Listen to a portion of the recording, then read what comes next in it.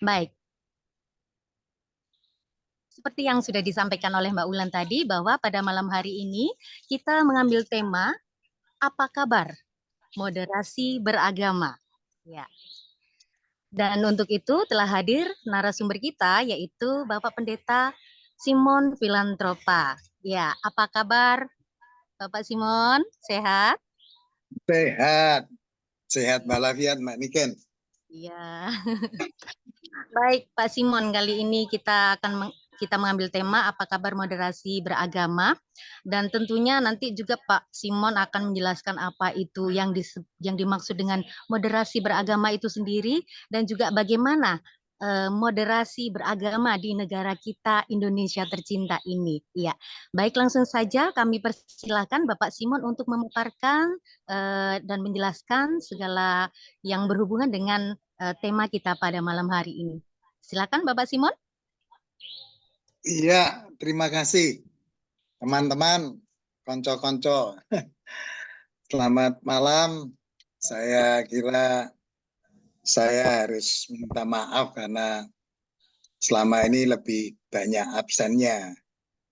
Ya, karena hari Senin itu ada acara Zoom lain yang saya ikuti. Khususnya berkenaan dengan soal pangan, soal pertanian, perkebunan. Jadi saya kira itu yang membuat saya kemudian ya harus mengalahkan IMP. Tapi kemudian saya dikontak dan dadakan lalu ya udah deh saya tak nongol begitu. Nah, ketika tanyai tema ya saya sudah bilang, waduh itu kan tanggal 20 kan hari kebangkitan nasional. Iya. Jadi hari ini jangan lupa itu hari kebangkitan nasional. 116 tahun yang lalu Budi Utomo itu. Kalau belajar dulu katanya begitu. Nah, kata apa kabar itu sebenarnya saya ingin ya kalau moderasi beragama nanti saya jelaskan kenapa saya memilih moderasi beragama. Tapi saya mau menyapa apa kabar kebangkitan nasional. Ya. 116 tahun dan ternyata kalau saya baca ada banyak cerita tentang kebangkitan nasional itu ternyata adalah bangkitnya 10 juta. 10 juta Gen Z yang tidak sekolah dan rebahan alias tidak bekerja. Wow. 10 juta. 10 juta rebahan ya. Generasi rebahan. Lalu katanya bangkitnya UKT, uang kuliah tunggal, yang katanya bisa 500%. Dia bangkit, saking bangkitnya mendadak itu bisa 500%. Maka perguruan tinggi lalu dikatakan itu tersier. Padahal kalau kita kerja, gaji kita tergantung ijazahnya. Kan begitu? Ya Mbak Niken ya? Kamu sarjana apa SMA itu kan gajinya bergantung pada ijazahmu. Kalau ikut orang sih gitu pegawai. Iya. Jadi kalau dibilang tersier loh, tersier kok mahal malah. Jadi unik lah pendidikan di negeri ini. UKT lalu orang disuruh kredit dari boleh pinjem. Tapi itu bangkit itu lagi bangkit dan mahasiswa banyak di mana-mana lagi bangkit mempersoalkan soal UKT itu. Lalu juga yang saya lihat bangkitnya penghitungan ya. Penghitungan soal IQ bangsa kita. Konon katanya IQ bangsa kita itu 78,5 lah, 49, 50 segitu kira-kira. Katanya IQ-nya, tapi itu IQ rata-rata. Saya yakin yang diikut EMP pasti di atas itulah. Ya. Lalu katanya yang tidak kalah pentingnya itu bangkitnya angkatan kerja yang menganggur. Kalau tadi bilang 10 juta, tapi kalau prosentasi yang tidak sekolah dan tidak bekerja itu yang saya baca 23,8%. Nah, jadi kalau itu hampir ya seperempat penduduk ini. Jadi kalau ada 4 orang, 1 pasti kayak gitu, enggak sekolah, enggak kerja. Iya. Sementara kita bicara tentang kebangkitan, dan kebangkitan itu lalu dirayakan oleh para penggede kita di Bali dengan World Water itu ya, Hari Air Dunia itu yang ke-10 konferensinya. Lalu dipamerkan yang indah-indah, sementara saya tidak. Yang saya tahu tadi saya lewat ngantar cucu sekolah, BRI Bank Kecil upacara. Lalu Badan Pusat Statistik Jawa Timur saya lewat upacara karena Hari Kebangkitan Nasional. Jadi kebangkitan itu, Hari Kebangkitan itu mempertanyakan sebenarnya apa toh pandangan ke depan kita, apa mimpi kita kalau kondisi negara seperti ini. Bagaimana bangkitnya kita itu? Kalau Jadi saya itu saya mengawali dengan itu, Mbak Niken. ya, Menyapa apa kabar kebangkitan kita. Lalu kabar. yang ya kabarnya ternyata kita sendu, kita lagi muram aja, kita bangkit untuk sendu. Iya. Nah, lalu yang kedua, saudara, apa kabar reformasi kita? Karena reformasi itu bulan Mei, dan saudara tahu bahwa besok itu Pak Harto lengser. 26 tahun yang lalu. Mungkin kita sudah lupa karena kita kan memang suka amnesia, suka lupa, dan kalau enggak kita melupakan lah.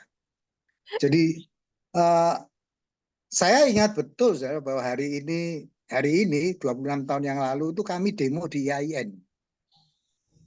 20 Mei itu saya ingat betul karena kami demo di IAIN dan kami sepakat bahwa kami akan mogok kuliah. Lalu mogok kuliah itu diganti dengan apa? Kuliah lapangan. Lalu kita bagi siapa yang hubungi Petra, siapa yang hubungi Widya Mandala, siapa yang perguruan tinggi di Surabaya ini pokoknya dihubungi, dibagi. Kamu yang ya oke. Sudah sepakat, wah ini bakal mogok kuliah ini. Besok pagi Pak Harto turun. Dan begitu Pak Harto turun, mahasiswa yang lakukan apa? Nyemplung kolam. Ngapain Pak? Pak Harto turun, seneng. Udah Ke kolam tuh Pak. selesai, tapi itu dipahami sebagai awal reformasi dengan turunnya, dengan lengsernya Pak Harto. Kalau sekarang ini orang banyak membicarakan mengangkat kembali ke kasus Vina. Oh Vina iya. Eki Yang lagi yang viral. katanya 8 tahun yang lalu itu diangkatkan karena difilmkan. Ya. Ya. Tapi 26 tahun yang lalu enggak kalah ngerinya itu.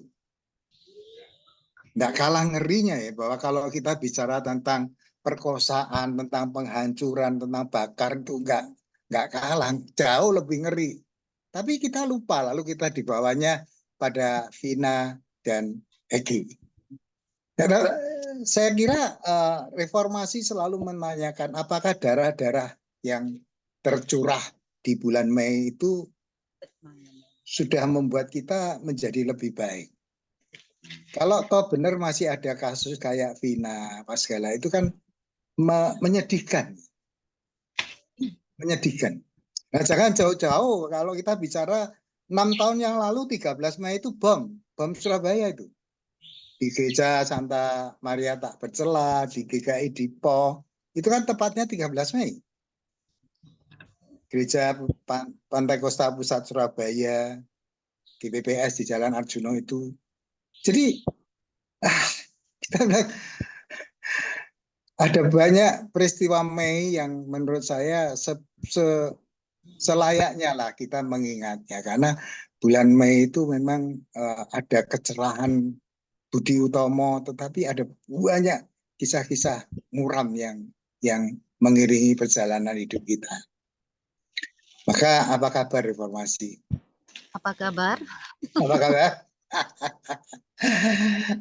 Sudah ayam-ayam dan lebih banyak orang lalu membicarakan ya reformasi telah dikhianati, reformasi telah diginikan, ya semua itu siapapun yang melakukannya, saya kira kita tidak pernah mewaspadainya. Kita hanya bergembira, hore, reformasi, hore Pak Harto sudah turun. Tetapi Kelanjutannya gegap bagaimana? gempita itu tidak diiringi dengan karya-karya yang menurut Iya, saya lanjutannya harusnya lebih baik. ah, seperti itu. Nah, lalu barulah saya bicara tentang apa kabar moderasi beragama. Kenapa? Karena ya saudara bisa bayangkan bahwa dalam beberapa minggu yang lalu ibadah di rumah dilarang, lalu beberapa rumah ibadah ditutup, dan itu masih terjadi. Sementara kalau kita bicara moderasi beragama, moderasi, saya kira kalau teman-teman mau komplit bisa googling lah. Pak Lukman Hakim waktu itu Menteri Agama, saya kira yang mencanangkan, dan itu kalau saya cek 2019, dan itu baru 5 tahun yang lalu. Dan saya yakin bahwa semua agama sudah membuat buku panduannya. Moderasi beragama ala Kristen, moderasi beragama teman-teman Katolik, Buddha, Hindu. Yang saya belum baca Islam ada, lalu saya yang belum lihat teman-teman Konghucu, lalu dari aliran kepercayaan seperti apa. Tapi semarak waktu itu lalu orang mulai masing-masing membuat. Dan bukan hanya itu, yang saya tahu bahwa kemudian di departemen di Kementerian Agama melakukan pelatihan. Saya pernah ikut sekali, saudara, 5 hari atau 5 hari 4 malam ya. Dan modelnya itu model kayak role play, orang diajak diskusi, bermain dan sebagainya. Saya kira menarik sebenarnya acara yang dibuat itu hanya untuk kalau moderasi beragama, kalau ada begini kasus begini, kamu seperti apa dan sebagainya itu. Nah, tapi kenapa lalu apa kabar moderasi beragama? Ya, saya justru ingin mempertanyakan lah ya, 5 tahun ini kira-kira apa ya? Kalau semua bahkan itu terlalu udah ada pelatihan, kira-kira kita ini apa memang lemah di dalam memasyarakatkan ya? Nah, kalau istilah Kristen itu menjemaatkan, mengumatkan ya, gagasan yang gede itu.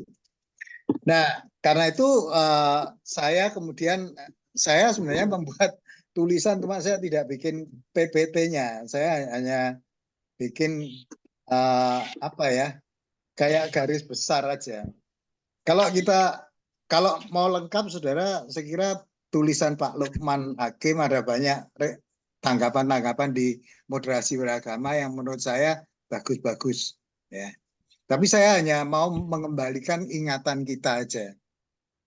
Bagi saya ada yang namanya muatan. Jadi orang bilang kalau menurut saya muatan pesan.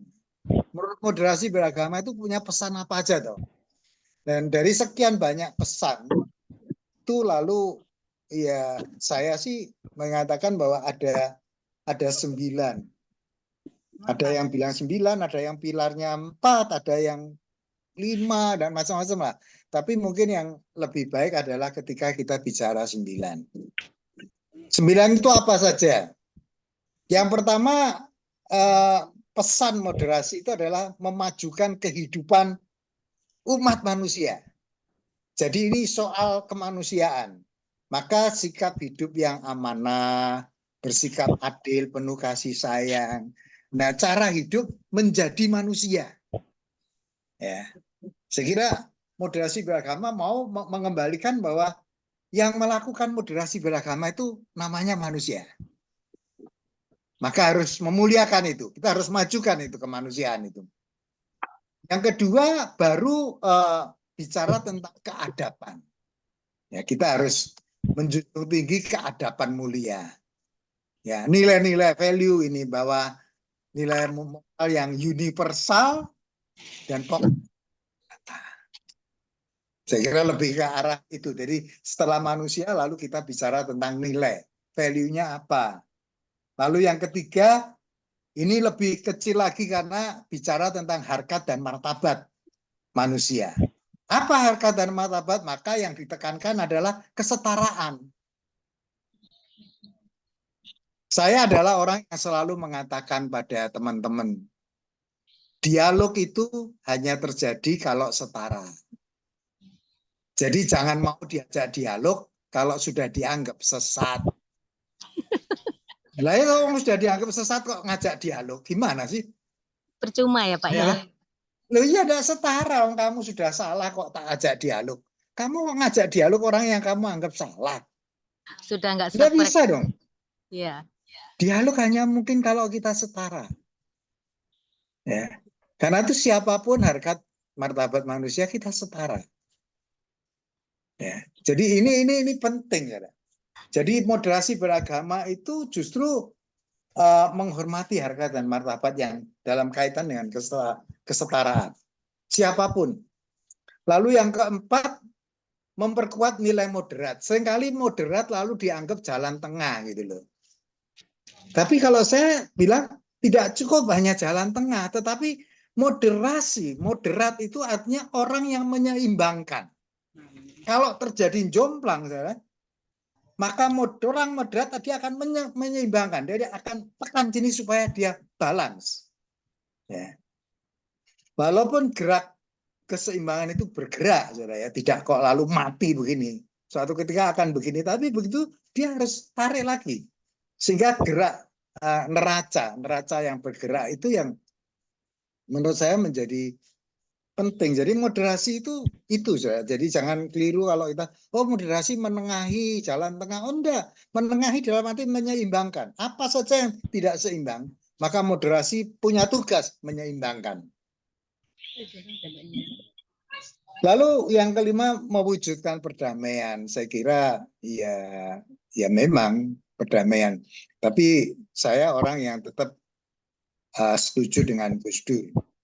Perdamaian tanpa keadilan itu ilusi. Tapi ya semua pengen bahwa tadi soal keadilan sudah diomongkan lah bahwa sikap hidup manusia itu bersikap adil, ya kira di awal. Tapi itu semua juga harus dibarengi bahwa kita mewujudkan perdamaian. Lalu yang tidak kalah, yang keenam menghargai kemajemukan. Indonesia merayakan perbedaan itu artinya Indonesia merayakan kemajemukan. Ya. Dan kata-kata di Indonesia merayakan perbedaan itu adalah anugerah. Saya kira itu kekuatan kita dan saya sangat sepakat bahwa perbedaan itu anugerah. Ya, jadi kalau menolak perbedaan itu kamu nolak anugerah. Ya. Kalau kita menolak perbedaan itu berarti kita, kalau bahasa saya kan, saya selalu bilang kalau orang menolak perbedaan itu berarti mengkudeta Tuhan. Loh kok mengkudeta? Lah yang perbedaan itu Tuhan yang ciptakan. Lalu kita bilang, enggak, aku maunya seragam loh. Kamu Gusti Allah ya gak ngono, kita ngalah-ngalahi Gusti Allah. Saya kira ini yang jangan sampai keblinger lah. Ya, maju-maju dan Indonesia merayakan perbedaan merupakan lahan praktek yang luar biasa. Lalu yang ketujuh, ini yang penting karena kita harus menaati komitmen bernegara. Dan ini masalah undang-undang, masalah konstitusi, masalah panduan hidup kita. Saya kira kita harus punya komitmen berbangsa. Walaupun saya tahu bahwa sekarang ini komitmen berbangsa menjadi sulit. Ya. Kita itu saya ini lebih, aku kalau seneng ya mau, kalau enggak tinggal. Saya kira lebih begitu daripada menuntut komitmen. Ya. Saya pikir komitmen itu sekarang mahal sekali harganya. Yang kedelapan tentu anti kekerasan. Justru moderasi beragama menegaskan bahwa moderasi dilakukan, penyeimbangan itu dilakukan bukan dengan kekerasan. Moderasi beragama tidak dilakukan dengan senjata. Ya. Tapi moderasi beragama dilakukan melalui latihan-latihan. Ya, sehingga orang bisa melakukan secara persuasif. Ya, orang bisa melakukan pendekatan-pendekatannya yang lebih cool, lebih manusiawi begitu. Dan yang terakhir, moderasi beragama itu mengajak orang untuk menghormati tradisi. Tidak kok apa ini enggak boleh ini apa ini kuno. Enggak. Kita jangan gegabah dengan tradisi. Ya. Karena tradisi itu lahir dari ratusan tahun. Bukan barang kemarin. Ya. Sementara barangkali pikiran kita itu baru kemarin. Baru sebulan, baru setahun. Tapi yang namanya tradisi itu dibangun puluhan bahkan ratusan tahun. Ya. Karena itu saya sepakat bahwa moderasi beragama itu menghormati tradisi. Nah, 9 itu yang menurut saya adalah panduan pesan moderasi beragama. Nah, kalau salah satu aja tidak terpenuhi, maka biasanya lalu orang dengan seenaknya melarang, orang dengan seenaknya mengumbar ungkapan dan kata-kata yang dia sendiri tidak ngerti. Iya, Pak. Anak wes apa bocor yuk. Nah, lalu dalam kaitan dengan moderasi beragama ini saya jadi ingat 14 Februari yang lalu kita vote. Betul ya? Betul ya? Ya Pak Ketut ya, kita vote ya Pak, 14 Februari lalu. Voting. Vote itu memungut suara. Jadi setiap suara kita ini dirubah jadi angka. Karena kemudian demokrasi itu akeh-akehan. Siapa sing akeh menang. Demokrasi lalu jadi begitu. Tapi ya udah, kita memang masuk ke bilik untuk voting, mungut suara. Tapi jangan lupa saya bahwa sebenarnya yang dibutuhkan di negeri ini adalah voice, suara. Ya. Jadi kita telah melakukan vote, tapi jangan pernah berhenti menjadi voice, menjadi suara. Dan saya mengusulkan, apa toh yang perlu kita suarakan dalam kaitan dengan moderasi beragama? Ada 3, saudara. Yang pertama, keadilan. Orang seringkali bicara tentang kolaborasi, sinergi, macam-macam lah. Saya setuju, saudara, bahwa sejak ada jaringan, web, dan sebagainya, lalu orang bicara tentang berjejaring, bersinergi. Bahkan Pak Jokowi dalam sambutan di Bali juga mengatakan bahwa kuncinya adalah kolaborasi. Saya bilang saya setuju, tetapi harus tahu bahwa ada yang lebih dalam dari itu. Masalah keadilan. Orang tidak bisa merangkul orang untuk dimakan gitu loh. Kan celaka sudah kita kalau kolaborasi, ayo sini aku akan merangkulmu, setelah dirangkul semua dipedeng dan dimakan gitu loh. Tidak ada begitu. Kita harus bicara tentang keadilan. Ya. Keadilan, karena itu moderasi beragama itu bagi saya kita harus menyuarakan keadilan. Dan keadilan kan bukan karena banyak. Yang banyak lalu adil nih porsinya banyak, bukan itu. Ya. Keadilan tidak bicara tentang itu, tetapi bahwa saya bersikap bahwa memperlakukan orang secara setara itu adil. Nah, lalu setelah adil baru bicara tentang perdamaian. Perdamaian, oh ya, keadilan itu untuk menuju pada perdamaian. Dan yang ketiga saya lalu bicara tentang keutuhan ciptaan. Nah, ini sangat penting saya bicara tentang integritas penciptaan. Kenapa? Karena saya harus katakan kita berhutang pada teman-teman Katolik ya, khususnya ketika Paus Fransiskus mengeluarkan Laudato Si yang mengajak menyerukan bahwa orang-orang harus makin sadar bahwa kerusakan bumi ini makin niscaya. Orang kembali sekarang, orang mulai menyuarakan keadilan itu tidak hanya terhadap manusia, terhadap lingkungan. Maka ada istilah dan ekologis. Sikap kita terhadap bumi ini aja tidak adil.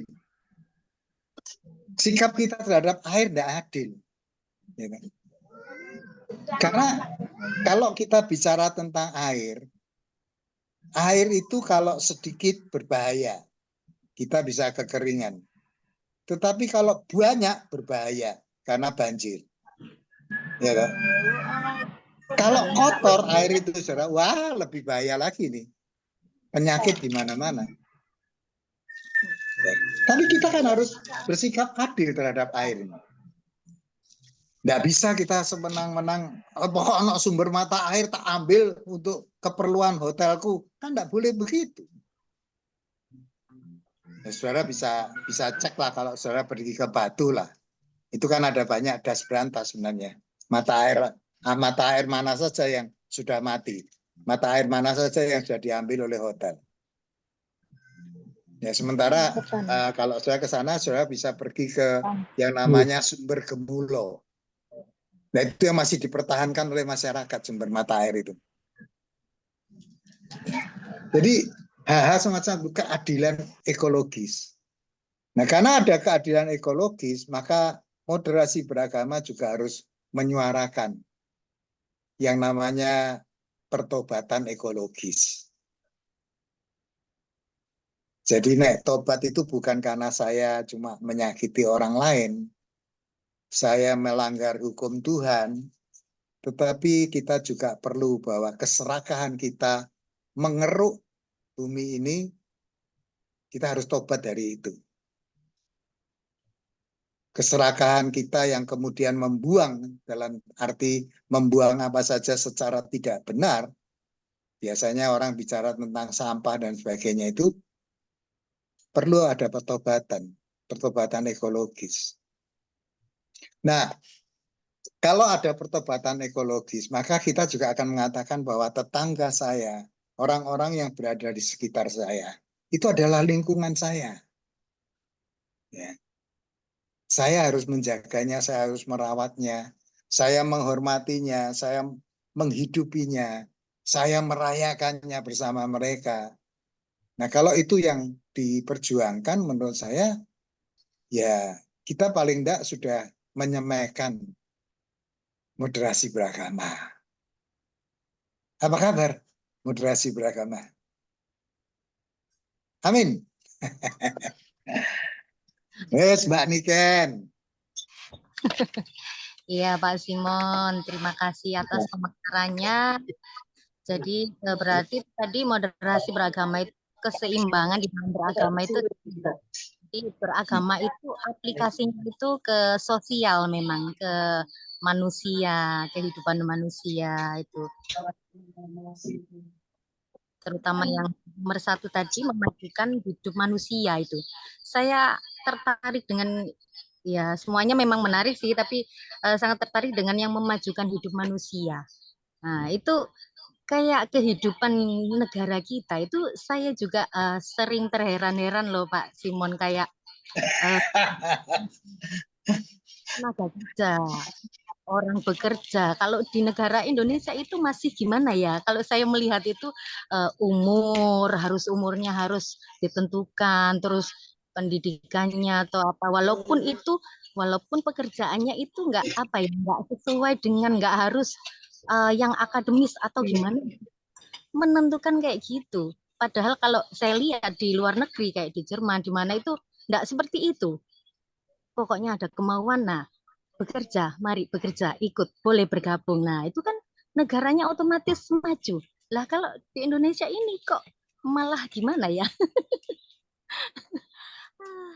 Itu bagaimana itu Pak Simon? Ya, Indonesia itu kan gini, saudara. Orang kalau kerja mesti diawasi. Iya. Bukan kalau di negara maju itu individunya mateng, Mbak Niken. Nah, Individunya udah mateng. Sehingga orang itu kalau kerja itu di dalam kerangka dia menjalankan peran. Dia berkreasi, itu kerja. Tapi kalau Indonesia diawasi. Nek gak ono sing ngawasi, rokokan, longgo-longgo ya. Begitu anak wah kerja. Kan lebih banyak begitu. Maka apa saja di negara ini diawasi, pengawasan. Bahwa bukannya pengawasan tidak penting, tetapi pengawasan itu harus mendorong orang untuk makin sadar akan perannya. Perannya apa dia itu? Berarti yang kurang ini sumber daya manusianya begitu ya, personilnya gitu. Mendewasakannya itu loh. Nah, Ya, mendewasakannya yang kurang menurut saya. Ya, dan itu kan butuh latihan nilai sebenarnya. Ya, nggak usah jauh kalau orang seringkali mengeluh di jalan raya, itu kan tanda individu tidak matang. Pengen dhisik itu kan tidak bisa menghormati orang lain sebenarnya. ya. Itu berlalu lintas saja lah. Ngantri, budaya ngantri itu kan budaya yang sebenarnya simpel ya. Tapi itu latihan. Kamu itu iso menghormati orang apa enggak toh? Kalau menghormati yang diburi, orang kok pengen nyalip-nyalip ngono gitu loh.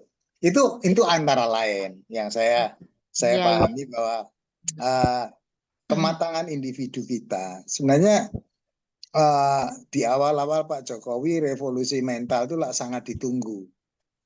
Ya, revolusi mental seperti apa? Nah, kalau ternyata mentalnya malah 10 juta genset jadi rebahan ini kan jadi susah. Yang digadang-gadang malah rebahan sekarang. Aduh. Generasi. Jadi saya dulu wah ono revolusi mental gitu. Indonesia bakal iso antri dengan baik gitu. Ternyata enggak, malah balapan korupsi, repot ini. Itu kesadaran diri pada manusianya itu sepertinya ya, enggak apa, kesadaran diri yang belum dewasa, betul kata Pak Simon tadi. Ya, Kayak matangnya. gitu, kayak buang sampah. Sendiri di kali, saya sering lihat sendiri soalnya, aduh kok gitu sih. Kesadaran mereka itu. Saya kagum loh Mbak Niken kalau ngomong soal sampah itu dengan temen di pondok pesantren Anankoya. Di mana itu Pak? Anankoya Madura, Pamekasan Sumeneb. Iya, Saya bagaimana itu? pernah main ke sana. Saya main ke sana itu tidak ada satupun tempat sampah. Saya kaget loh. Gue sih buang sampah di mana? Oh, di sini tuh Pak Simon semboyannya bikin sampah saja jangan. Terus dibuang kemana? Mereka tidak pernah. Saya diajak mangan, kau no tisu, kau no plastik. Ya no serbet, kobokan banyu. Betul. Betul. Anankoya. Terus Ada buku tulisannya Gus Paisi. Judulnya Merusak Bumi dari Meja Makan. Jadi kalau saudara googling, saudara cari buku itu murah kok. 50.000 bukunya kecil. Itu tulisannya beliau. Jadi ternyata kita merusak bumi ini dari meja makan. Tuku barang plastikan, marina plastiknya buang saya naik. Jadi itu ide-ide itu menarik dan saya bilang saya kagum, saya hormat. Bikin sampah saja jangan. Maka sejak dari pikiran kalau mau apa-apa aja, ini nyampah kok gak toh. Nah, harus gitu. Tidak, karena ada banyak tempat sampah, kita enak aja baru blok buang sampah karena ada banyak tempat sampah. Kalau saya Tapi Pak, kalau bikin sampah saja jangan. Waduh. saya ini juga sering mengkonsumsi yang menyebabkan sampah. Anak-anak itu kan sering jajan-jajan. Itu kalau saya itu ngajarin anak-anak jangan sembarangan. Itu kalau mau nyampah gitu, mending ayo dibawa dulu, nanti buang ke tempat sampah gitu. Buang sembarangan. Iya. Orang Ya tua enggak tuh apa-apa. Enggak apa-apa. Saya hanya cerita soal Anankoya yang menurut saya idenya lebih maju. betul. Lebih maju. Supaya orang selalu berpikir bikin sampah saja jangan. Iya. Betul. Oke, ini sudah hadir. Di sini ada Pak Ketut Kotra dari agama Hindu. Mungkin bisa Ya, menanggapi. Ya, selamat malam Pak Ketut. Malam. Ya, silakan Pak Ketut Kotra untuk menanggapi tema kita pada malam hari ini. Apa kabar moderasi beragama? Silakan. Oke, Mbak Niken. Pendeta Simon, wah luar biasa ini pengalamannya berbicara. oh ya, ya Apa Pak yang Ketut. tadi disampaikan Pendeta Simon ini luar biasa nih bagi saya. Ada tadi ada 9 gitu ya, 9 apa namanya Muatan. moderasi beragama. Harusnya yang kita lakukan. Terus ada lagi menyuarakan moderasi itu ada tiga ya, keadilan, perdamaian, dan keutuhan penciptaan. Tadi di awal kita bersama-sama tadi mendengarkan lagu Tuhan ciptakan perbedaan, mari kita rayakan. Perbedaan adalah anugerah. Benar Pak Simon. Apa yang Pak Simon tadi sebutkan, perbedaan adalah anugerah. Tapi kalau memang kita sama-sama setuju dalam perbedaan itu. Tetapi apa yang terjadi, misalnya kasus yang di Lumajang, misalnya ada kasus sesajen, kasus Desa Made, atau kasus rumah ibadah, berumah ibadah. Tapi katanya sih akan diselesaikan. Tapi pada umumnya selesai dengan 10.000 meter air. Mungkin itu. Jadi, nah dari 9 apa yang Pak Pendeta Simon sampaikan dan 3 dari keadilan, perdamaian, keutuhan itu, saya coba dengan dari pandangan agama Hindu. Jadi tadi sudah disebutkan moderasi adalah keragaman jalan tengah. Pak Simon, ya memang apa yang disebut jalan tengah itu adalah yang penting menyeimbangkan, gitu Pak Simon. Yang dapat membangun sikap toleransi dan rukun guna memperkuat persatuan, kesatuan, atau kesatuan bangsa dengan memakai istilah Bhinneka Tunggal Ika, berbeda tapi satu.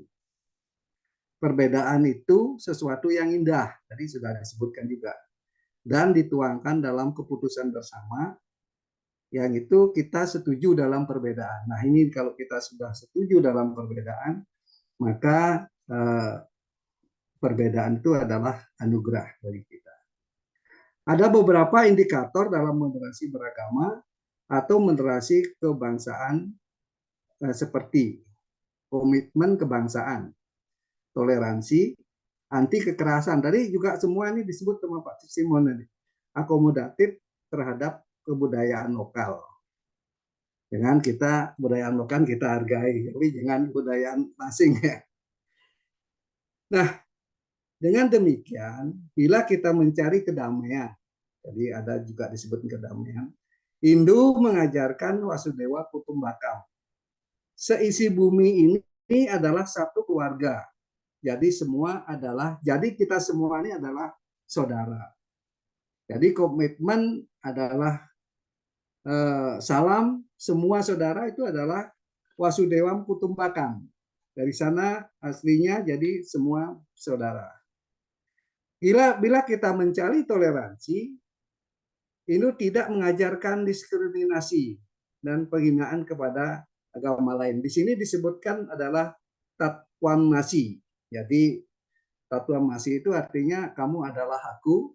Nah, bila kita bahwa aku atau kita menyakiti orang lain, maka diri kita lah yang kita sakiti. Jadi prinsipnya adalah kamu adalah aku. Bikinlah kita mencari anti kekerasan. Jadi disebutkan juga di Pak Simon, anti kekerasan, yang nomor 8 tadi anti kekerasan. Nah, Hindu bila mengajarkan anti kekerasan, Hindu mengajari ahimsa. Ahimsa itu adalah anti kekerasan. Ahimsa itu tidak membunuh sebetulnya, tetapi tidak saja untuk membunuh, juga tidak menyakiti umat lain, atau bukan umat saja, atau binatang atau para tumbuh-tumbuhan juga, melalui pikiran, perkataan, dan perbuatan. Itu jadi ahimsa itu adalah tidak melakukan kekerasan. Nah, bila kita mencari kebahagiaan, maka sesungguhnya bukan surga atau bukan yang kita cari adalah menyatunya dengan Tuhan. Amor ing ansintio, atau menunggalin kaulolan Gusti. Itulah sedikit dapat kami sampaikan. Apa yang disampaikan oleh Pandita Simon itu di Hindu itu juga semua ada tuh Pak. Jadi kami tidak semua dari 9 itu tidak semua kami carikan, tapi beberapa apa yang disampaikan Pak Simon itu ada pandangan dari Hindu. Mungkin itu Pak Simon atau Mbak Niken yang dapat kami sampaikan. Kami tutup dengan salam semua saudara. Ya, salam semua saudara. Terima kasih Bapak Ketut Kotra atas pemaparannya tadi. Jadi menurut agama Hindu itu ajarannya itu seisi bumi adalah keluarga. Jadi cocok sekali. Ya. Indonesia bukan perbedaan. Itu semua saudara. Semua saudara. Baik. Untuk Bakam. Iya Pak Ketut. Baik, berikutnya di sini sudah hadir Bapak Johan Ajuan. Ya, selamat malam Bapak Johan. Apa sudah bisa bergabung?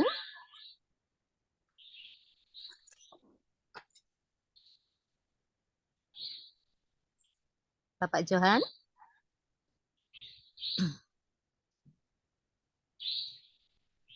Kalau belum bisa bergabung, mungkin dari penghayat Bapak Januri Haryanto.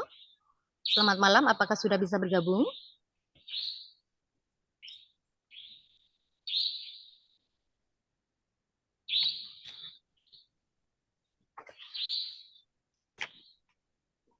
Selamat malam. Iya. Tadi. Malam, Mbak. Ya. Selamat malam. Ya. Tadi maaf nenggone pawon sedelet. Oh, ngapain Pak di pawon? Nyukokno geni, Pak. Gawe kopi ku. Gitu lah. Gitu. Gito, Soge Ati, Soge Arto kalau di sini. Gito. Gitu. Lah ini Raden Ngabei ya. Saya pikir ke pawon nyukokno geni Pak tadi, Pak. Nyukokno geni bikin kopi gitu ya, Pak ya. Iya, ini mohon maaf ya, kameranya tak pateni. Boro setrume nggonku cetek. Ya, monggo. Iya. Suara saja. Nggih. Monggo silakan Pak Januri. Assalamualaikum, selamat malam, salam sejahtera, rahayu, salam semua saudara. Di dalam pandangan kepercayaan, aku kok ya bingung toh ya, moderasi ki opo kan gitu toh. Nah, sebab di perspektif pewarah kepercayaan yang notabene saya pelajari, itu di situ sudah disebutkan 5 tonggak, tata braya, tata krama, tata sila, tata praja, dan tata gama. Nah, di sini dijelaskan tata braya itu apa sih? Tata braya itu bermasyarakat.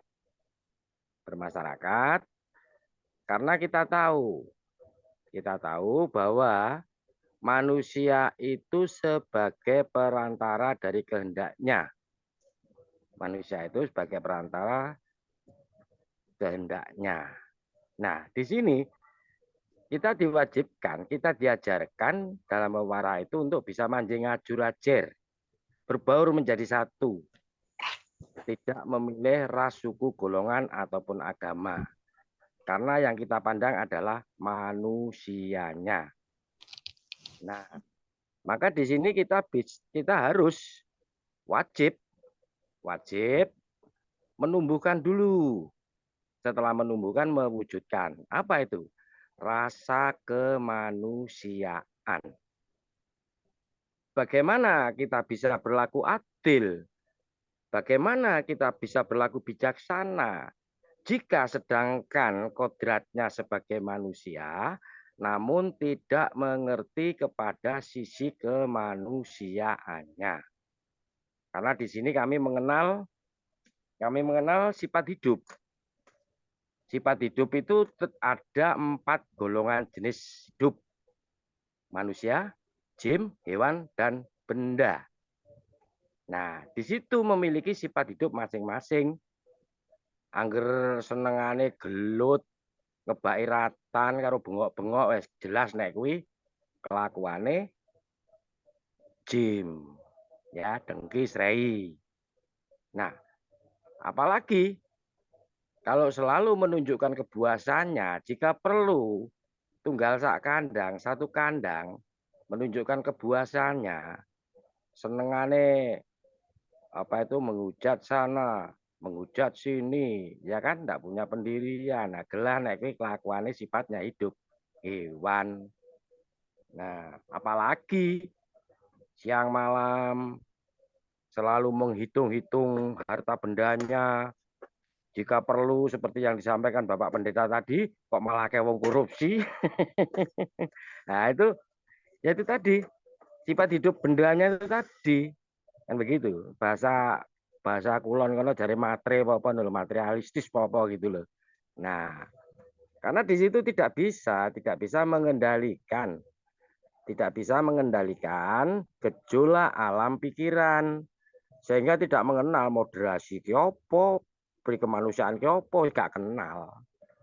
Karena hanya menuruti gejolak alam pikiran. Juga dalam tata krama itu terletak pada ucapan, baik bahasa Indonesia maupun bahasa Jawa, itu mempunyai unggah-ungguh atau mempunyai tatanan.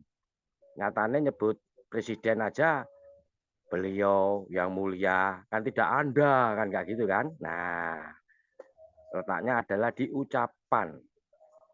Tata sila itu pada gestur gerak tubuh. Sikap dan pakarti, di mana kita lewat di depan orang yang lebih tua, sikapnya seperti apa, kan begitu. Tidak asal nyelonong saja.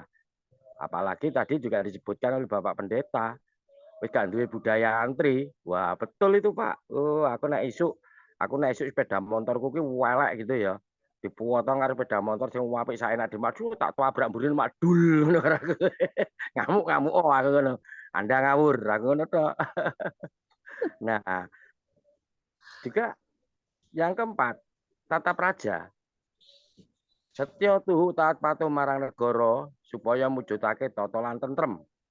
Bahasa Indonesianya, setia, taat dan patuh kepada negara supaya terwujud tata dan tentram. Ke dalam diri pribadi bisa menjaga derajat atau nama baik atau prestise diri. Nah, sebab sering terjadi kumpulan do umbul-umbulan, aku habis beli mobil, aku habis beli rumah, ya. Nah, tiba-tiba no program pemerintah beasiswa gratis. Dumadaan akeh wong kere padha daftar. Lha piye ta ki aku. Kiri semua jadinya, Pak ya. Iya. Kayak daftarnya nggak main-main.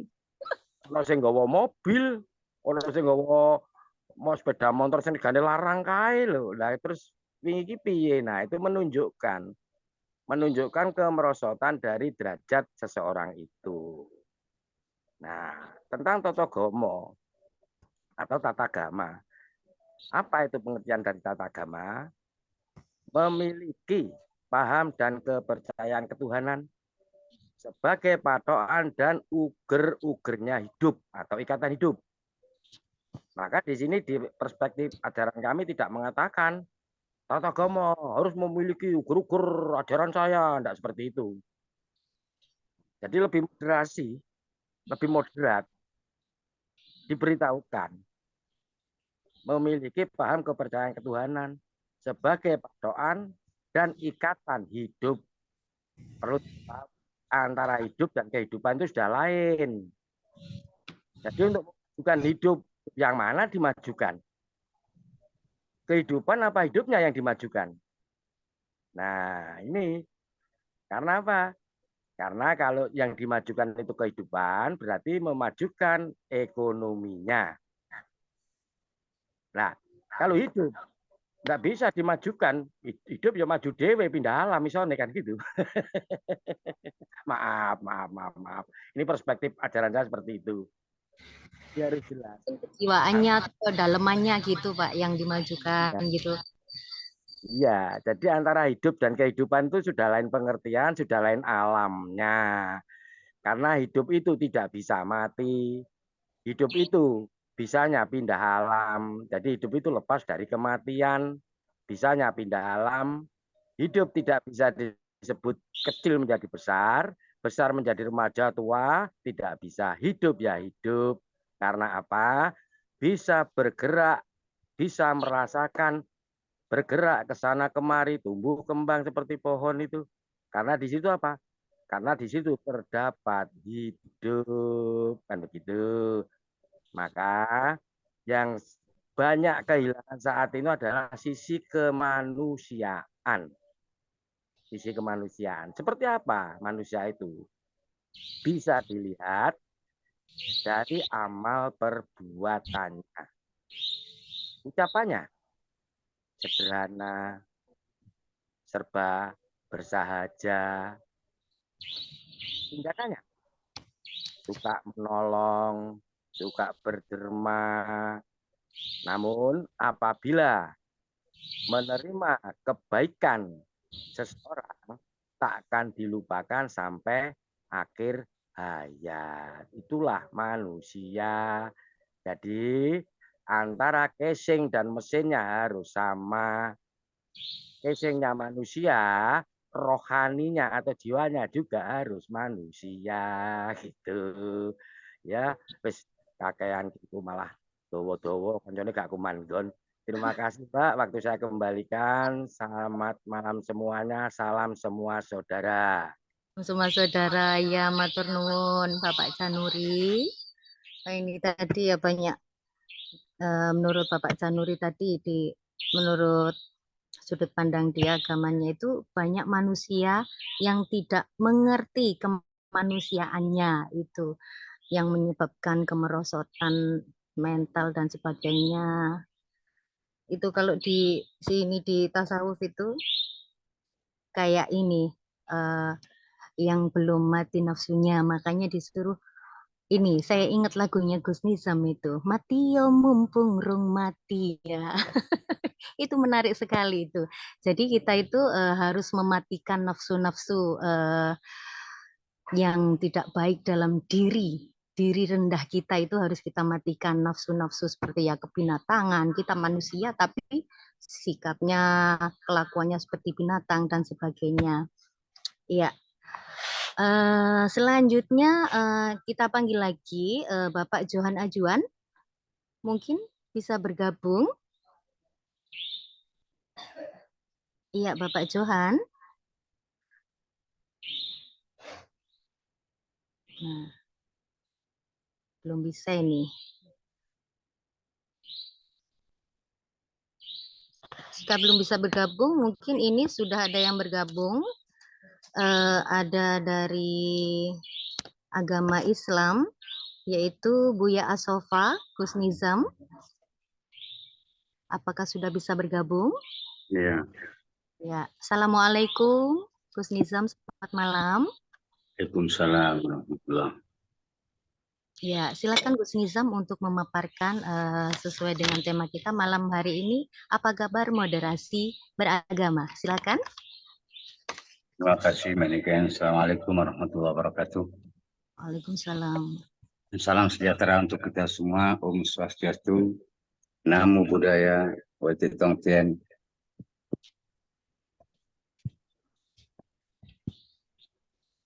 Bapak Waras Rahayu. Salam semua saudara. Salam semua saudara.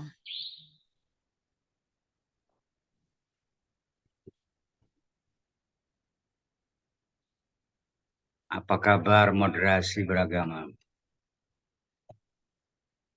Sesungguhnya siapapun dari pemeluk agama yang sudah matang atau dewasa, pastilah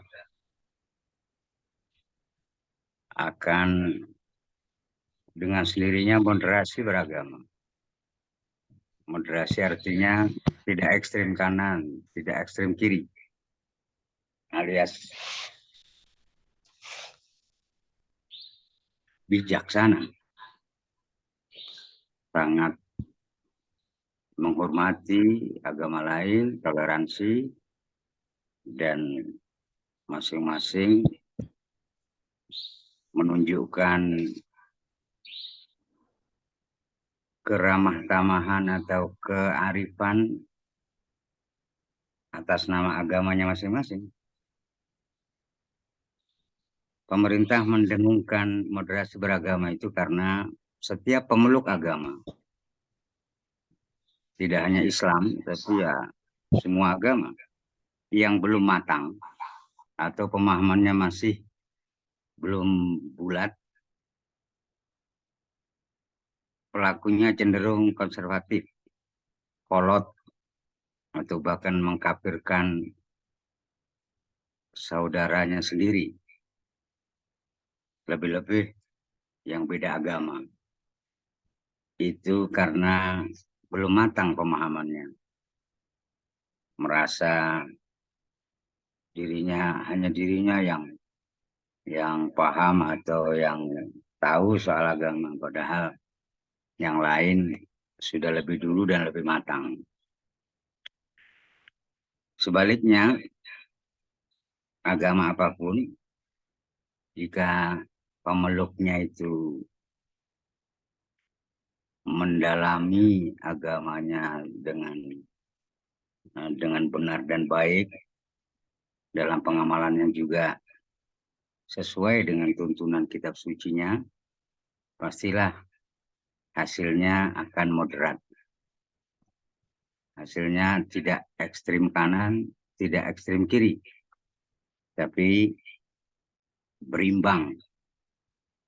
Keseimbangan sempurna ialah benar-benar jalan tengah, di mana jiwanya bersifat ketuhanan dan raganya kemanusiaan yang adil dan beradab. Tentu ingin mempersatukan semua manusia yang ada di NKRI ini, apapun agamanya. Dan sesungguhnya para tokoh yang mendirikan IMP ini, Indonesia Merayakan Perbedaan, juga simpatisannya sesungguhnya telah mengamalkan moderasi beragama yang didengung-dengungkan oleh Menteri Agama kita. Maka acara IMP yang rutin diadakan tiap Senin pukul 19.17 hingga 21.17 ini hendaknya terus kita isi sebaik-baiknya, karena ini merupakan seruan pemerintah kita, khususnya Menteri Agama, dalam rangka mengajak semua pemeluk agama agar dalam beragama itu moderasi, tidak ekstrim kiri, tidak ekstrim kanan, tidak kolot atau tidak kaku, dan tidak mengekspresikan keyakinan secara berlebihan, karena itu dapat mengundang konflik. Hendaknya masing-masing menghargai dan menghormati keyakinan saudaranya yang lain dan tidak menganggap keyakinan yang diyakininya yang paling benar. Karena tentu setiap pemeluk agama meyakini kebenaran agamanya masing-masing. Dan jika dianggap, jika merasa paling benar, itu belum matang atau belum berpengalaman. Karena setiap pemeluk agama pastilah meyakini agamanya secara benar dan menghormati pemeluk agama lain seperti dirinya.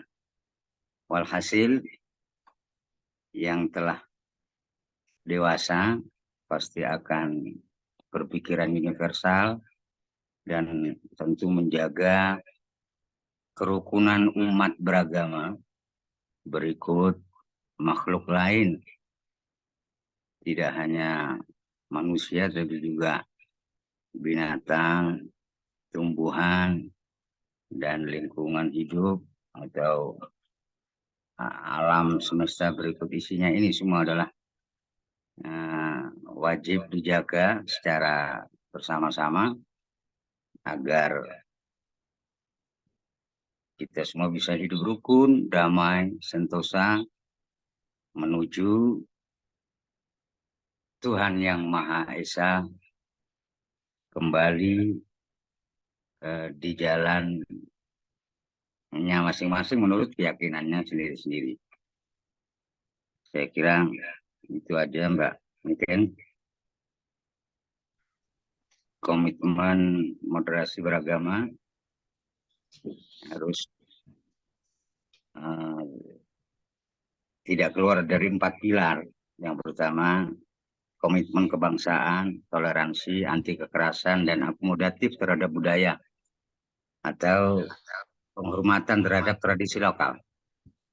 Sehingga tidak sembarangan jika memberangus atau menghilangkan budaya atau tradisi yang sudah turun-temurun dari nenek moyang kita, baik di Islam maupun Hindu, Buddha, Kristen, Konghucu, dan lain sebagainya.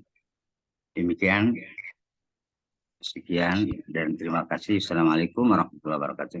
Waalaikumsalam warahmatullahi wabarakatuh. Ya, terima kasih atas pemaparannya dari Gus Nizam yang tadi menyatakan bahwa memang moderasi beragama itu tidak ekstrim kiri, tidak ekstrim kanan. Jadi dalam beragama itu di tengah-tengah gitu ya. Dan orangnya, jiwanya itu berketuhanan, raganya adalah kemanusiaan yang adil dan beradab. Baik, selanjutnya sudah hadir di sini ada dari agama Buddha, ada Bante Teja. Ya, selamat malam Bante. Apa sudah bisa bergabung? Selamat malam semuanya. Apa kabar Bante? Sehat? Aduh, terima Sangat kasih, sehat-sehat. Terima kasih. Semoga semuanya juga selalu sehat, sehat rohaninya, sehat jasmaninya, dan juga semoga sehat kantongnya. Bagaimana, Pak Niken? Ada kedengaran enggak suara saya ya? sangat jelas Bante. Yeah.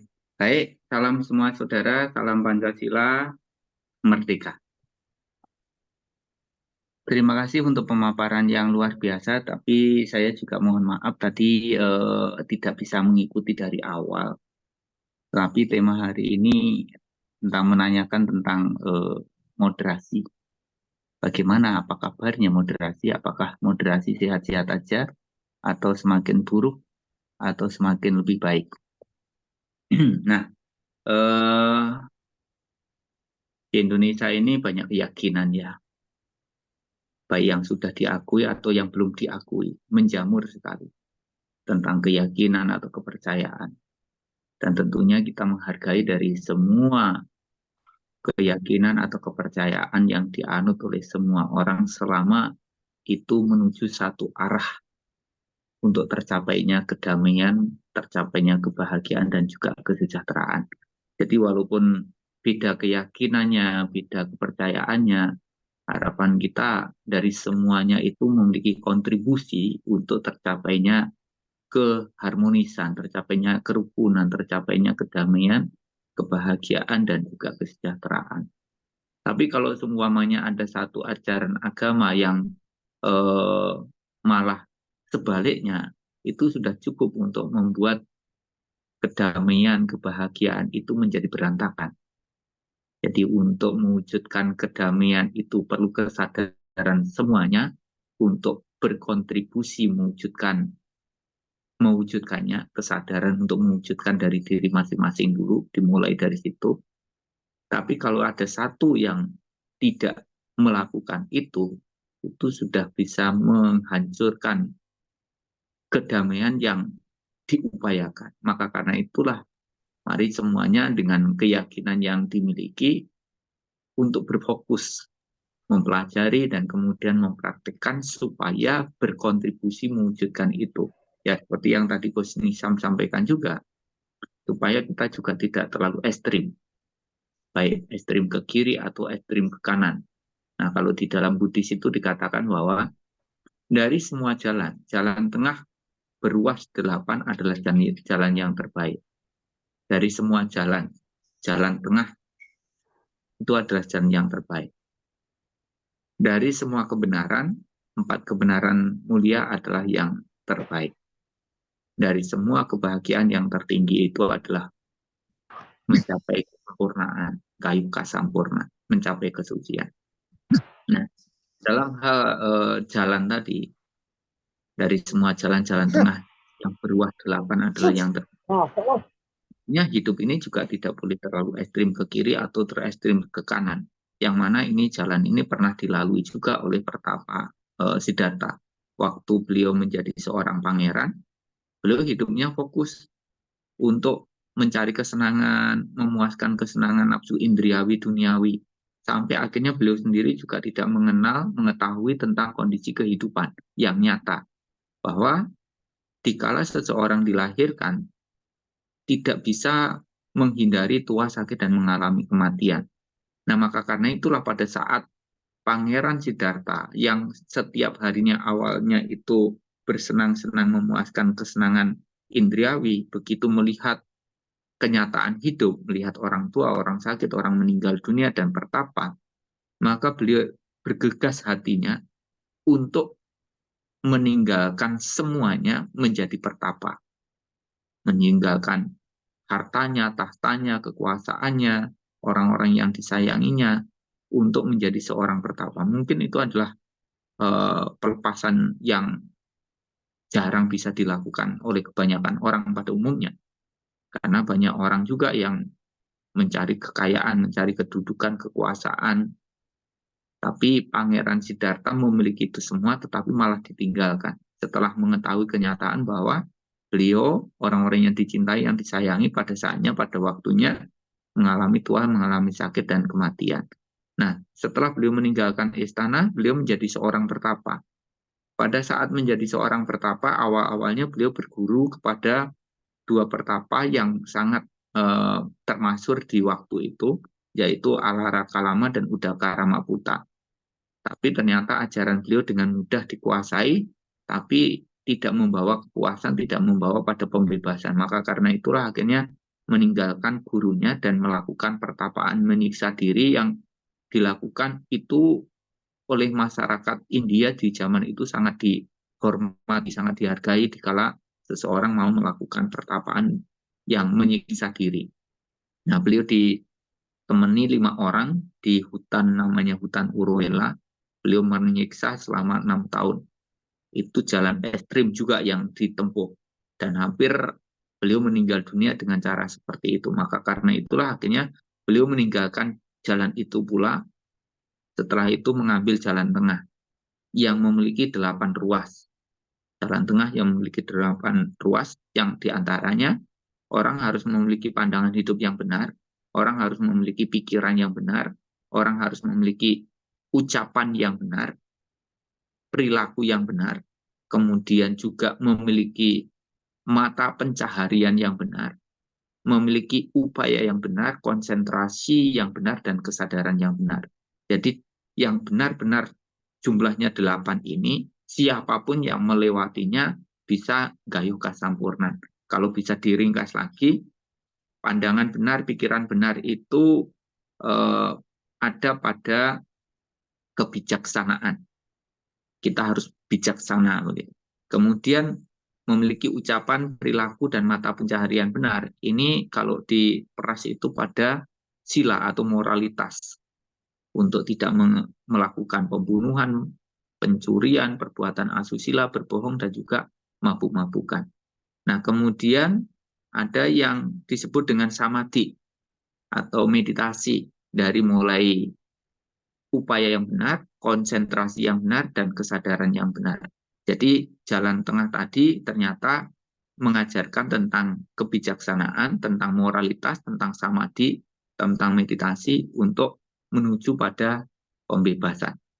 Nah, ini yang saya tambahi sedikit saja, semoga bisa menambah dari apa yang sudah disampaikan oleh para tokoh-tokoh yang lain. Semoga semuanya selalu sehat, selalu berbahagia, ya tetap semangat menabur kebajikan. Salam semua saudara, salam Pancasila, merdeka.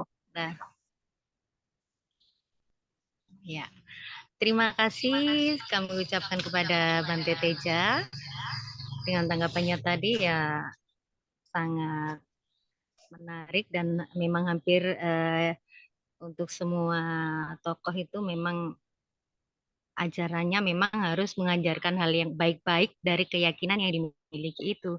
Dan dari semua jalan tengah adalah jalan yang terbaik dari ajaran di Bante Teja juga tadi seperti itu, hampir sama juga dengan yang disampaikan tadi oleh Gus Nizam.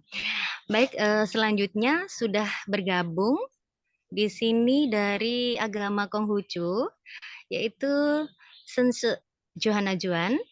Selamat malam, Bapak Johan. Kembali kami panggil. Ya, malam Mbak Niken. Lama ya, Pak Johan.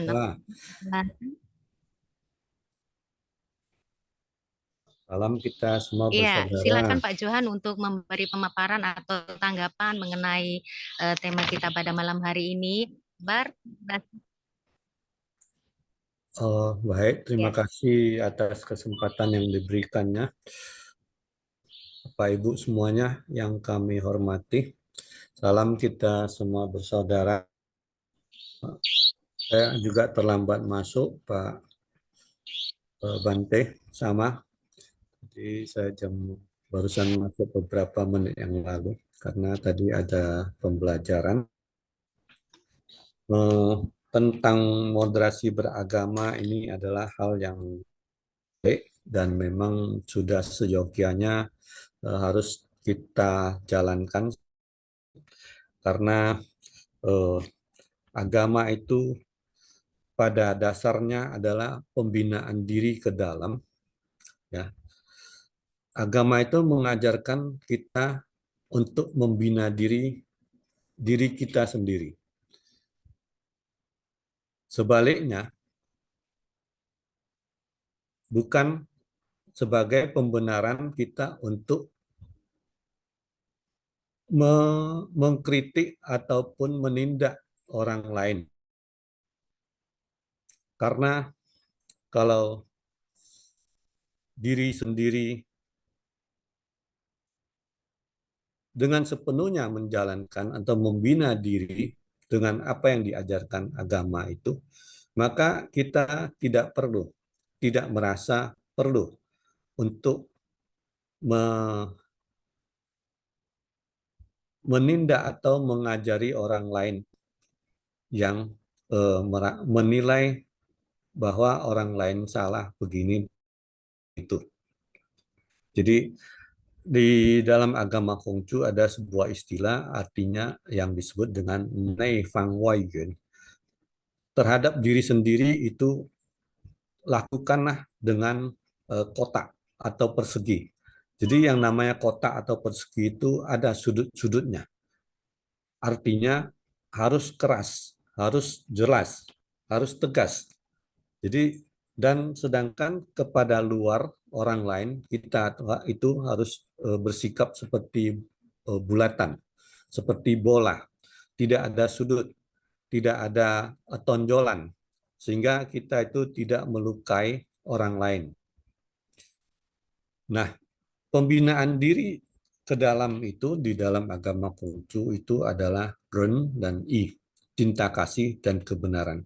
Cinta kasih dan kebenaran itu merupakan pedoman dan tuntunan ataupun standar yang harus kita penuhi untuk diri kita sendiri, bahwa di dalam hati kita itu harus kita pupuk, harus kita tanamkan sedalam-dalamnya tentang cinta kasih dan menjunjung kebenaran. Cinta kasih itu harus muncul dari hati kita. Cinta kasih itu adalah seperti kita mencintai diri kita sendiri. Apa yang diri sendiri tiada inginkan, tidak boleh kita berikan kepada orang lain. Dan menjunjung kebenaran dan keadilan itu juga harus kita tanamkan sedalam-dalamnya kepada diri kita, bahwa kita yang tidak benar itu tidak boleh kita lakukan, tidak boleh kita ucapkan, tidak boleh kita pikirkan, juga tidak boleh kita dengar. Demikian juga yang tidak adil. Ini merupakan dua sifat ini merupakan pembinaan diri ke dalam. Wujudnya keluar ketika kita berkomunikasi dengan orang lain, wujudnya adalah kesusilaan, di mana kita mempraktekkan cinta kasih dan kebenaran itu kepada orang lain adalah dalam bentuk tata krama. Ketika kita lain memperlakukan orang lain bagaikan saudara kandung, memperlakukan orang lain ataupun yang senior itu dengan penuh hormat, dan junior itu kita memberi bimbingan ataupun kita menjadikan diri sebagai keteladanan dalam berbuat baik, itulah bentuk dari cinta kasih dan kebenaran ataupun keadilan. Dan ketika kita berhadapan dengan orang lain itu kita juga bersikap bijaksana, penuh pertimbangan, tidak menyakiti hati orang lain, tidak menyinggung orang lain, atau memalukan orang lain, itu merupakan bentuk daripada manifestasi cinta kasih dan kebenaran serta keadilan itu. Jadi bentuk pembinaan diri cinta kasih dan kebenaran itu adanya hanya untuk diri kita sendiri, internal kita. Tetapi ketika kita mempraktekkan keluarnya, itu bentuknya adalah kesusilaan dan kebijaksanaan. Kesusilaan itu meliputi tata krama, sopan santun, maupun ritual ibadah. Dan kebijaksanaan itu adalah mempunyai pertimbangan dan dapat menempatkan diri kita pada diri orang lain, atau sebaliknya menempatkan diri orang lain pada diri kita sendiri. Sehingga segala sesuatu dari perbuatan kita itu terkendali dengan baik. Setelah apa yang dapat kita lakukan dengan kesusilaan dan kebijaksanaan itu dengan baik, barulah kemudian muncul atau timbul rasa dapat saling dipercayai. Rasa dipercayai muncul di antara para anggota masyarakat. Itulah wujud daripada keharmonisan, bisa saling bekerja sama. Apabila anggota kelompok itu tidak ada rasa saling percaya, maka mustahil bisa terjadi kerjasama, timbal balik. Mustahil bisa terjadi komunikasi yang baik. Maka sesungguhnya moderasi beragama itu adalah bahwa kita itu dapat bertoleransi dengan cara teman-teman yang lain di dalam beribadah itu harus berlandaskan bahwa kita mempercayai teman-teman kita itu di dalam beragama itu adalah dalam etika atau etikat dalam niat yang baik. Kalau kita tidak mempercayai itu, maka kita orang lain itu, teman-teman kita itu beribadah, jangan-jangan dia itu nanti mau begini dan begitu, mau merugikan saya, mau merugikan pihak kami. Karena kepercayaan itulah makanya hubungan antar umat beragama itu menjadi renggang ataupun terjadi permasalahan di dalamnya. Mengapa seperti itu? Karena perilaku sesama anggota itu tidak berlandaskan kesusilaan, tidak dalam bentuk saling hormat menghormati, tidak dalam bentuk saling bijaksana. Munculnya perilaku yang tidak saling menghormati dan tidak saling bijaksana itu karena di dalam diri kita itu belum sepenuhnya mampu mengembangkan benih cinta kasih dan kebenaran itu. Jadi moderasi beragama itu merupakan ujung daripada sebuah persoalan yang lebih besar. Ibaratnya sebuah puncak daripada gunung es yang di dalamnya itu masih besar sekali persoalannya. Jadi persoalan mendasar itu sesungguhnya adalah kita itu belum sepenuhnya mampu menanamkan rasa cinta kasih dan kebenaran serta keadilan di dalam diri kita. Apabila kita sudah mampu menanamkan dengan baik dan benar rasa cinta kasih dan kebenaran itu, maka wujud keluar daripada perilaku kita adalah kita itu santun, kita itu sopan, kita itu ramah, kita itu penuh pengertian, dan kita itu bijaksana. Dengan perilaku seperti itu, maka kita diterima oleh sesama anggota masyarakat dan kita dipercayai tidak akan melakukan hal-hal yang merugikan bersama. Jadi 5 kebajikan yang di dalam agama Konghucu itu adalah cinta kasih kebenaran, susila, bijaksana, dan dapat dipercaya. Itu merupakan 2 sisi, yang satu pembinaan diri ke dalam dan yang lain, yang satu lagi adalah sisi penampilan keluar. Dengan pembinaan diri yang ke dalam yang baik itu akan memiliki penampilan di luar yang baik, yang tulus. Ya, ibaratnya kita itu tersenyum kepada orang lain, namun hati kita dongkol. Senyuman itu tidak akan manis. Senyuman itu dapat dirasakan oleh orang-orang bahwa ini bukan senyuman yang tulus karena hatinya masih dongkol. Nah, bagaimana bisa senyum yang manis apabila hatinya itu juga penuh dengan cinta kasih. Ya, mungkin demikian dari saya, Mbak Niken. Lebih kurang kalau ada kesalahan, mohon dimaafkan dan dikoreksi. Terima kasih. Salam kita semua bersama. Salam semua saudara. Terima kasih Johan Ajuan, sangat menarik. Jadi dari Bapak Johan tadi disampaikan bahwa memang agama itu mengajarkan diri dari diri dahulu, terlebih dahulu. Mengajarkan pada diri dan pedomannya adalah cinta kasih. Cinta kasih itu kita bisa melakukan hal-hal yang baik, terus bisa tulus kalau dan bisa mengimplementasikan keluarnya itu bisa dirasakan oleh orang lain kalau kita dari hati yang tulus gitu. Iya, terima kasih Bapak Johan. Dan sekarang kita lanjutkan untuk kalau sudah tidak ada lagi penanggap, maka kita akan ke penanya. Ya, ini ada satu penanya yaitu Mbak Alfi. Mungkin berkenan untuk on cam. Jika tidak, maka kami akan membacakan yang akan dibantu oleh Mbak Ulan untuk membacakan. Silahkan Mbak Ulan.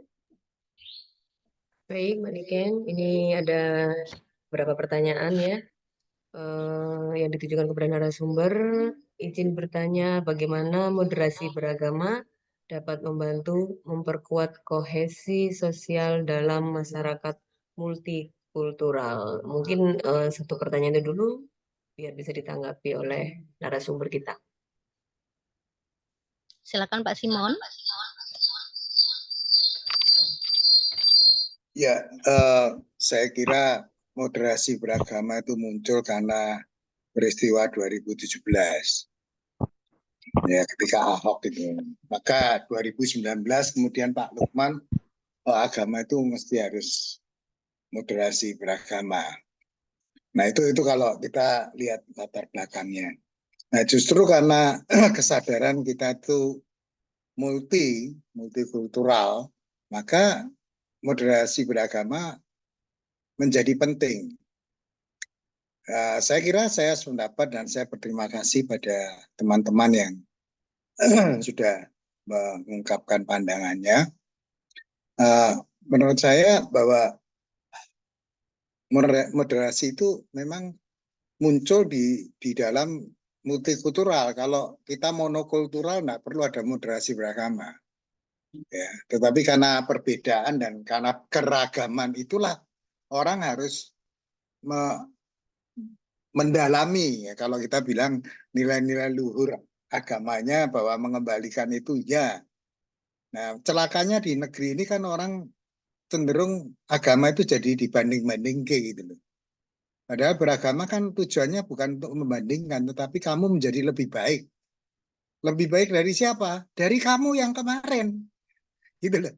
Kita itu seringkali bandingkan kita dengan orang lain, capek sudah.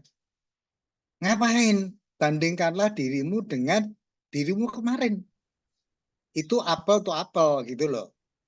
Nah, kalau kita membandingkan diri kita dengan misalnya dengan petinggi ya Kak, sebanding.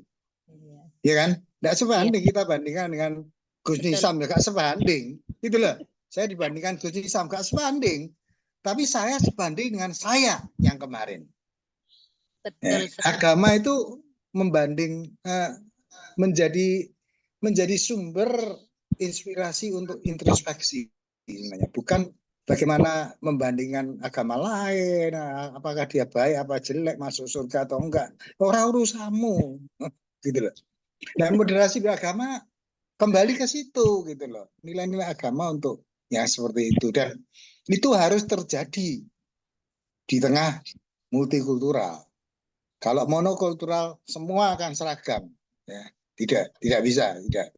Jadi justru moderasi beragama bukan untuk menyeragamkan, menyeragamkan dalam memahami agamanya ya, tetapi bukan menyeragamkan bahwa semua harus jadi seperti ini. Nah, itu yang penting. Lalu saya tahu bahwa Mbak Afi menanyakan selain itu apa? Kalau saya lihat di chat itu, bentar. Ya, saya bacakan lagi Pak Simon. Pertanyaan kedua ya. Bagaimana moderasi beragama berperan dalam menyeimbangkan tradisi agama dengan tuntutan modernitas? Ya, jadi memang tadi saya mengatakan bahwa moderasi bukan hanya jalan tengah, ya, tapi dia menyeimbangkan apa saja yang tidak seimbang. Ya. Modernitas itu jangan dibangun dengan cara menghilangkan atau bahkan kemudian menyesatkan yang kuno, gitu loh. Kan tidak. Saya pikir ada nilai-nilai lama yang menurut saya masih berlaku gitu. Dan sebaliknya kita yang tradisional kan tidak perlu menganggap yang modern itu kemajuan lalu akan jelek dan sebagainya, kan tidak. Justru berdialog di antara mereka itu yang penting. Sehingga saya setuju bahwa kalimat tidak menjadi ekstrim, bukan hanya ekstrim kanan atau kiri ya, tidak menjadi ekstrim modern, tetapi juga tidak menjadi ekstrim yang tradisi.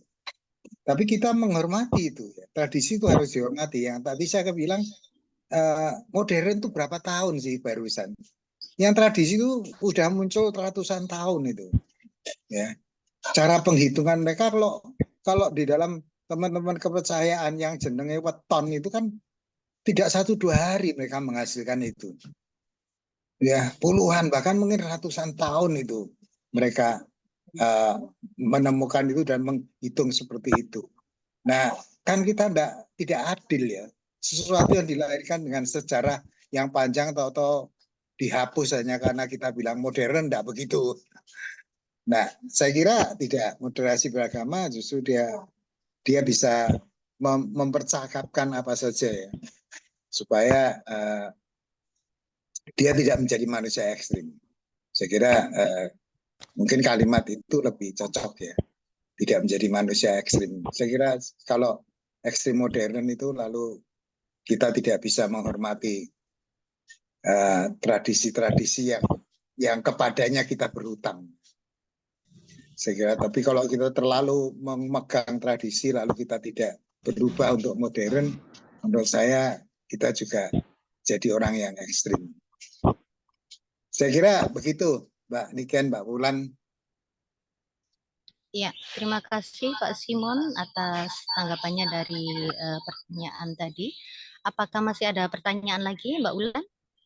Itu Atau Pak, sudah halo cukup Pak Wayan yang bicara soal cinta kasih, saya kira kita sependapat ya.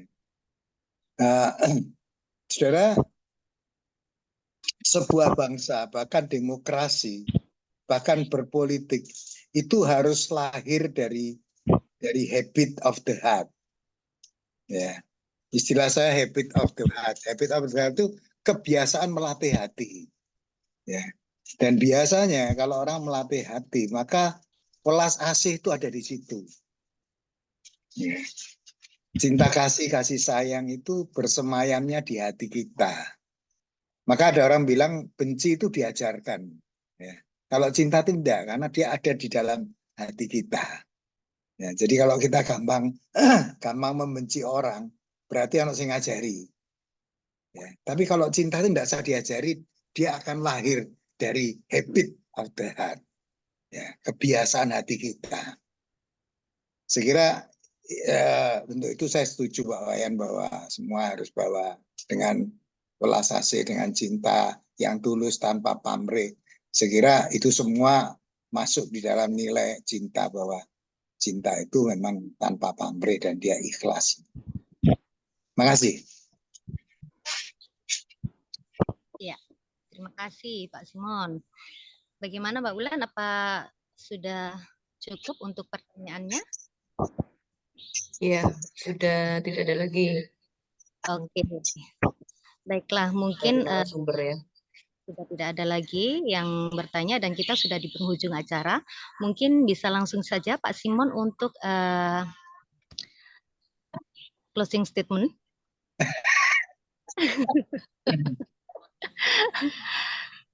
Ya, closing saya, teman-teman, terima kasih bahwa kita boleh berwawasan, berpikir, berpendapat, bahkan kita punya ide-ide, mimpi-mimpi kita.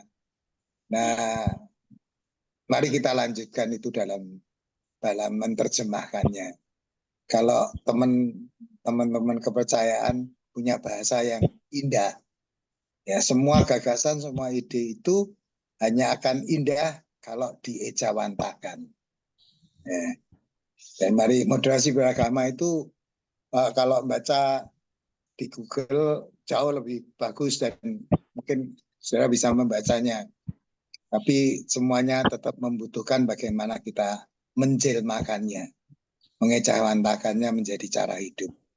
Saya kira itu yang jauh lebih penting. Terima kasih Mbak Diken, terima kasih teman-teman. Salam, kita adalah saudara. Salam semua saudara. Ya, terima kasih Bapak Simon atas semua pemaparannya dari tema kita pada malam hari ini.